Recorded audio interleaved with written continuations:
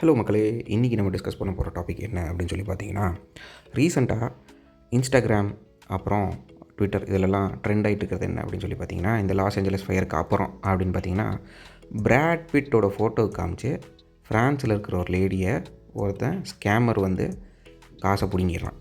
அது எப்படி அப்படின்னு சொல்லிட்டு பார்க்கலாம். ஆனா அப்படிங்கிற ஒரு லேடி ஃப்ரான்ஸில் இருக்காங்க. அவங்களுக்கு கிட்டத்தட்ட 40லேருந்து 50 வயசு ரேஞ்சுக்குள்ளே இருக்காங்க. அவங்களுக்கு டைவர்ஸ் ஆகி பல நாட்கள் ஆச்சு.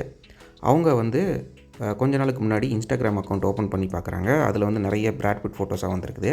அதுக்கப்புறம் ட்விட்டர்லேயும் பார்த்திங்கன்னா அவங்களுக்கு நிறையா வந்து பிராட் பிட் ஃபோட்டோஸாக வந்து நான் வந்து பிராட் பிட் எனக்கு வந்து கொஞ்சம் எமர்ஜென்சியாக காசு வேணும் அப்படின்னு சொல்லிட்டு ஒரு மெசேஜ் வந்துருக்குது. இது எப்படின்னா, நம்ம ஊரில் வந்து இந்த கார்டு மேலே இருக்க 16 டிஜிட் நம்பர் சொல்லுங்க அப்படின்னு சொல்லிட்டு ஒருத்தன் கேட்பான் தெரியுமா, அந்த மாதிரி தான். ஆனால் இவங்க வந்து சோஷியல் மீடியாவுக்கு அவ்வளோக்கா எக்ஸ்போஸ் ஆகாத ஒரு லேடி. வேலை விட்ட வீடு ஹஸ்பண்ட் கூட சண்டை, டைவர்ஸ் வாங்கியாச்சு, வெளியே வந்தாச்சு. இப்போ தான் அவங்க வந்து சோஷியல் மீடியாக்குள்ளே என்டர் ஆகுறாங்க. இவங்க ஸ்கேம் அப்படிங்கிறதெல்லாம் வந்து நேரில் வந்து ஒருத்தர் நம்மளை ஏமாற்றுவான் அப்படின்னு சொல்லி ரொம்ப நாள் நினச்சிட்டு இருந்திருக்காங்க போல். அவங்களோட மைண்ட் தாட் எப்படி இருக்குது அப்படின்னு சொல்லி பார்த்தோம்னா, நம்மளை வந்து ஒருத்தர் ஏமாற்றி நம்மக்கிட்ட வந்து காசு பிடிங்கிட்டு போயிடுவான், அதுதான் ஸ்கேம். ஏன்னா இது எப்படி அவங்க நினச்சிருப்பாங்க அப்படின்னு சொல்லி நம்மளால் யோசிக்க முடியுது. இப்போ நம்ம ஊரில் பஸ் ஸ்டாண்டில் எங்கேயாவது போனீங்கன்னா, சார் எனக்கு ஒரு 50 ரூபா கொடுத்துருங்க சார், நான் ஊர்லேருந்து வந்தேன், பஸ்ஸை தொலைச்சிட்டேன், நீங்கள் ஒரு 50 ரூபா கொடுத்தீங்கன்னா நான் ஊருக்கு போயிட்டு உங்களுக்கு திரும்பி இந்த காசை உங்களுக்கு மணி ஆர்டர் அனுப்பிடுறேன் அப்படின்லாம் சொல்லுவாங்க. ஒரு 20-30 வருஷத்துக்கு முன்னாடி நீங்கள் பஸ் ஸ்டாண்டில் போய் நின்னாலோ, ரயில்வே ஸ்டேஷனில் போய் நின்னாலோ இந்த மாதிரி ஆளுகளாக வருவாங்க. இது வந்து ஒரு ஸ்கேம். இதையே இப்போ ஆன்லைனில் வேறு மாதிரி செய்கிறாங்க. அதில் தான் வந்து இந்த லேடி மாட்டியிருக்காங்க. அந்த ஸ்கேமர் என்ன பண்ணியிருக்கான் அப்படிங்கிறது தெரிஞ்சுக்குவோம். ஃபஸ்ட்டு இந்த ஆனா அப்படிங்கிறவங்க வந்து ஃப்ரான்ஸில் இருக்காங்க.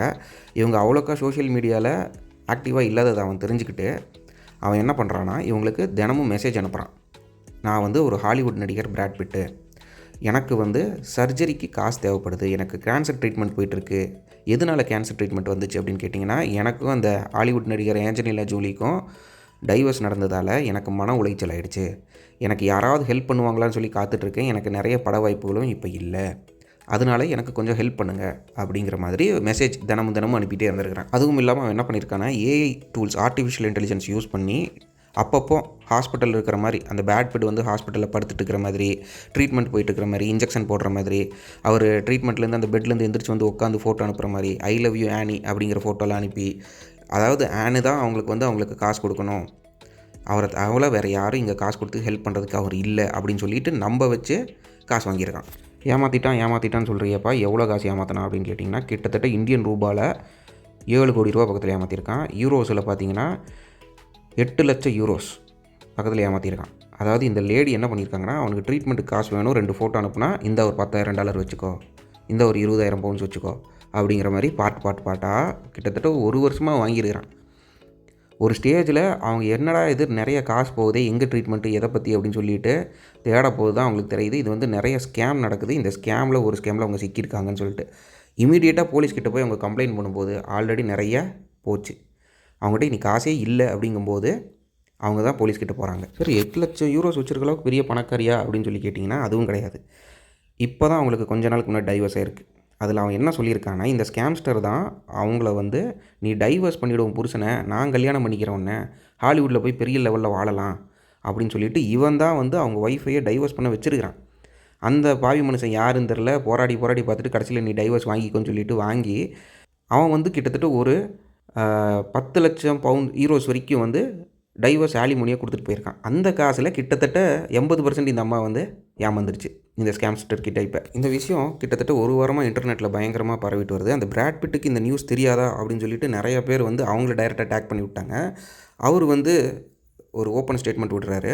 என்னென்னா, இந்த மாதிரி ஸ்கேம்ஸ் இன்டர்நெட்டில் நிறைய நடக்குது, அதுவும் பர்டிகுலராக ஹாலிவுட் ஹீரோயின்ஸை வச்சுட்டு நிறைய நடக்குது, நீங்கள் இந்த மாதிரிலாம் போய் ஏமாறாதீங்க, இது வந்து ஒரு தப்பான செயல், இவங்க முன்னாடியே போலீஸ்கிட்ட போயிருக்கலாம், இப்போ வந்து போலீஸ்கிட்ட போயிடறாங்க அப்படிங்கிறது வந்து நல்ல விஷயந்தான், ஆனால் சீக்கிரமாக போயிருந்தாங்கன்னா அவங்க நிறைய காசை சேவ் பண்ணியிருக்கலாம், இந்த மாதிரி இனிமேல் யாரும் ஏமாறாதீங்க அப்படிங்கிறத ஒரு வெளிப்படையான ஸ்டேட்மெண்ட்டாக வைக்கிறாரு. ரீசெண்டாக நம்ம இந்தியன் கவர்மெண்ட் கூட இந்த மாதிரி ஸ்டேட்மெண்ட்ஸ் வந்து நிறைய, இப்போ நாங்கள் ஃபோன் கால் பண்ணிங்கன்னா நாங்கள் டிஜிட்டல் அரெஸ்ட் பண்ணுறோம் அப்படின்லாம் ஸ்கேம் பண்ணுறாங்க, அதில் மாட்டாதீங்க அப்படின்னு சொல்கிறாங்க.